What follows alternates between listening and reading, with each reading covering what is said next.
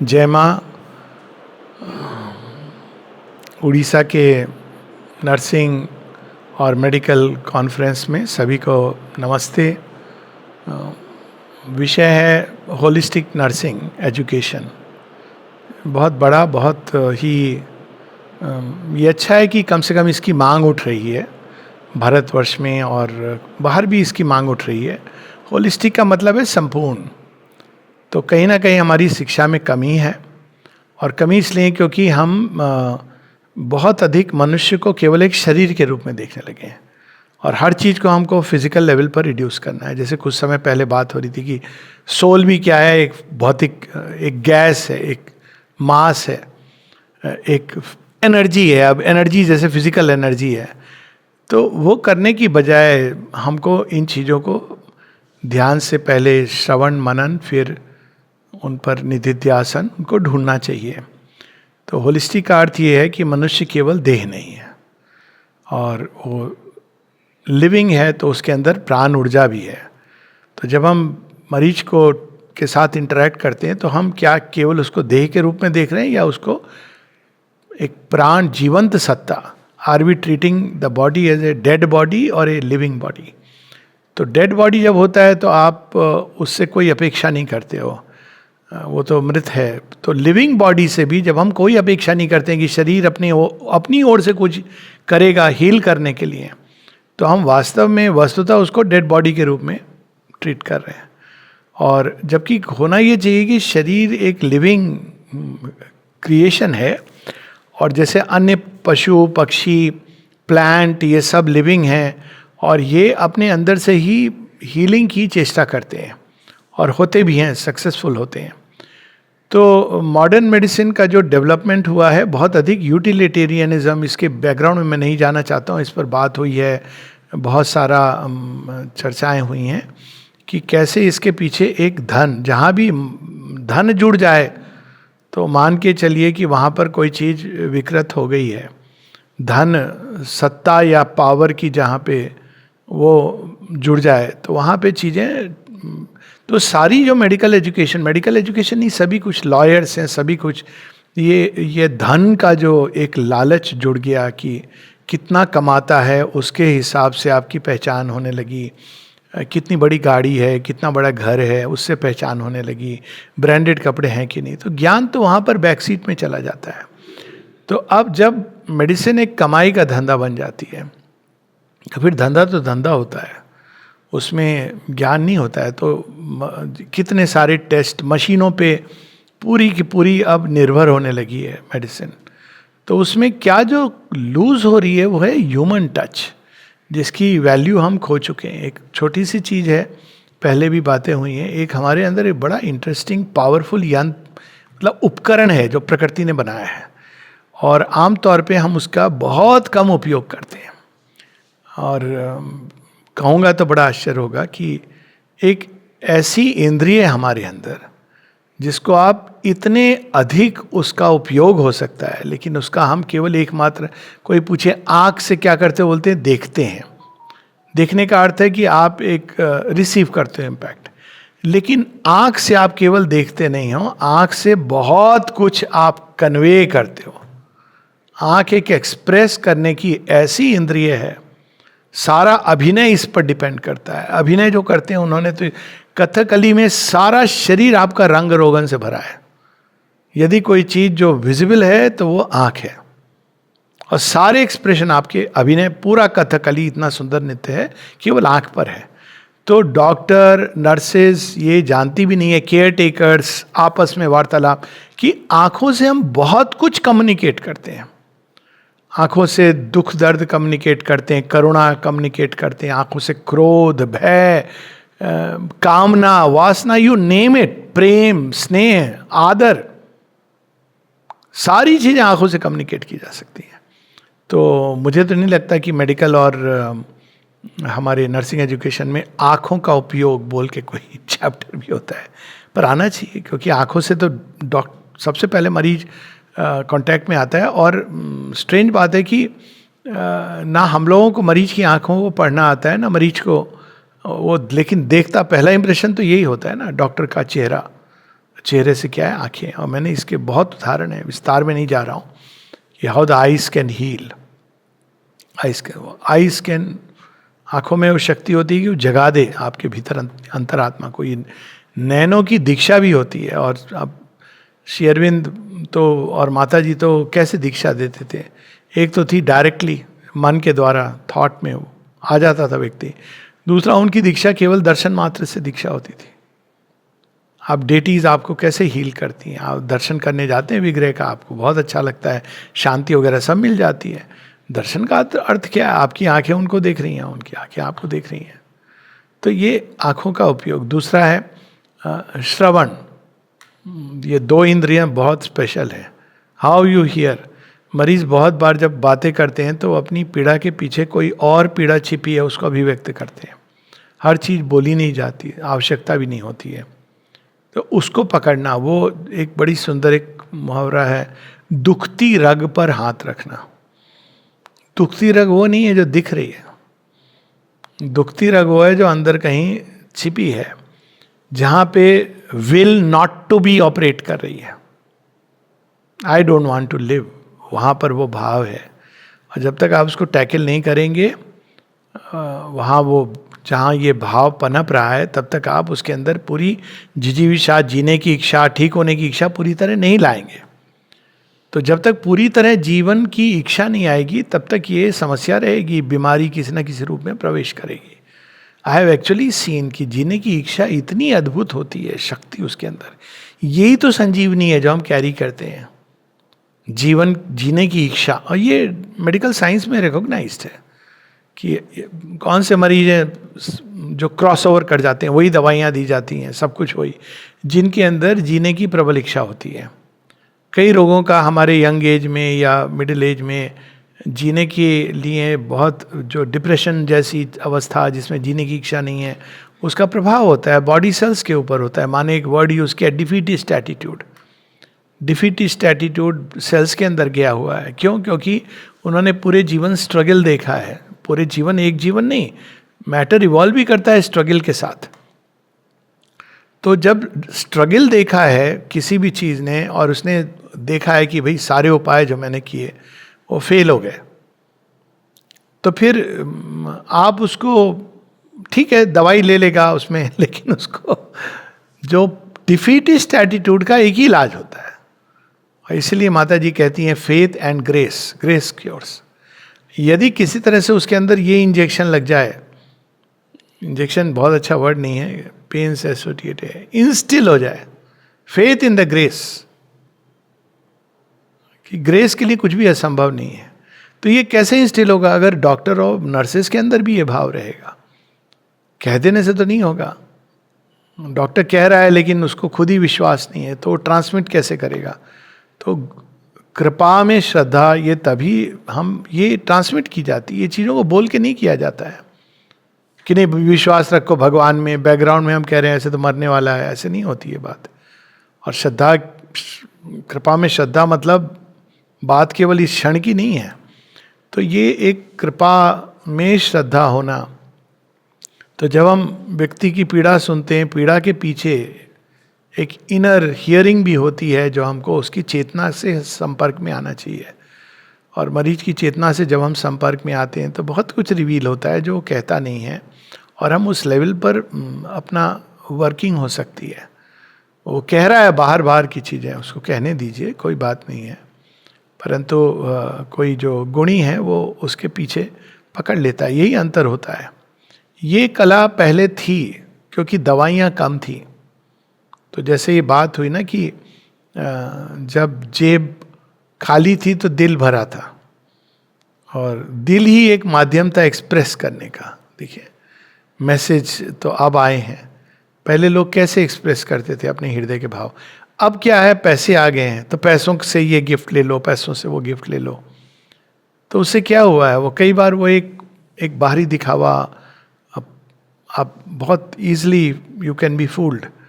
तो ये जो है एक हृदय का एक स्पंदन होता है जो मरीज जिसके प्रति बहुत सेंसिटिव होते हैं, और वो स्पंदन होता है प्रेम का।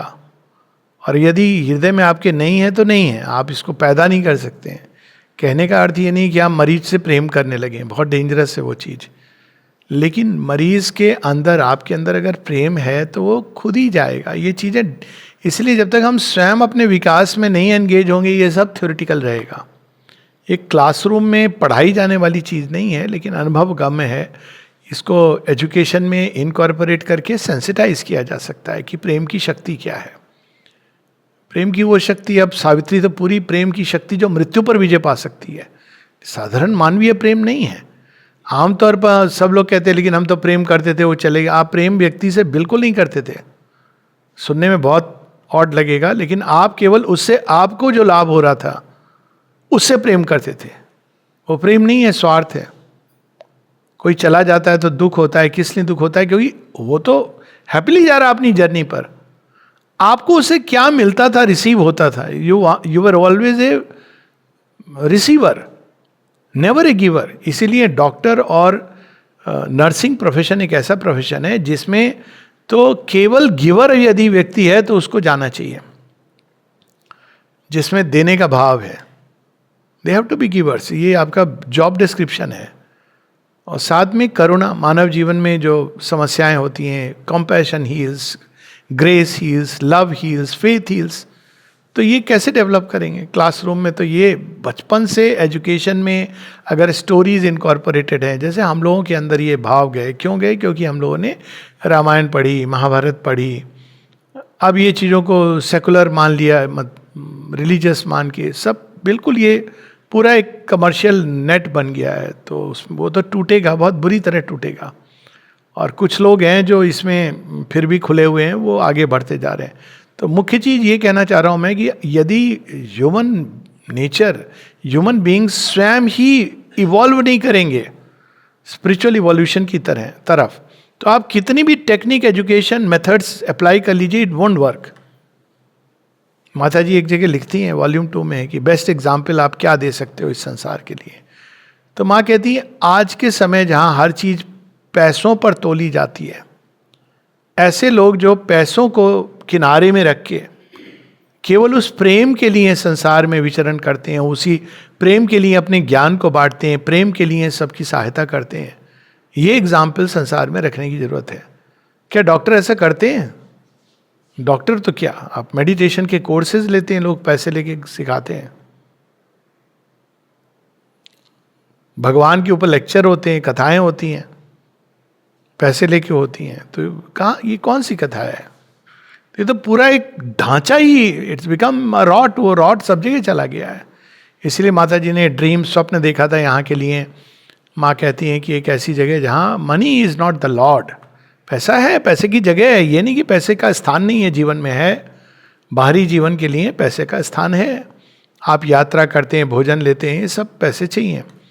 लेकिन पैसे को लॉर्ड बना देना, किस लिए आप काम कर रहे हैं? डॉक्टर, कहाँ पे ज़्यादा अर्निंग हो रही मेरी, कौन से टेस्ट कराऊं जिससे, ये तो पूरा का पूरा हैज टू कोलैप्स।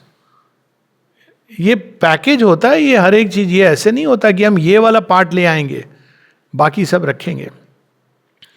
और ये तभी हो सकता है यदि स्पिरिचुअल इवोल्यूशन हो।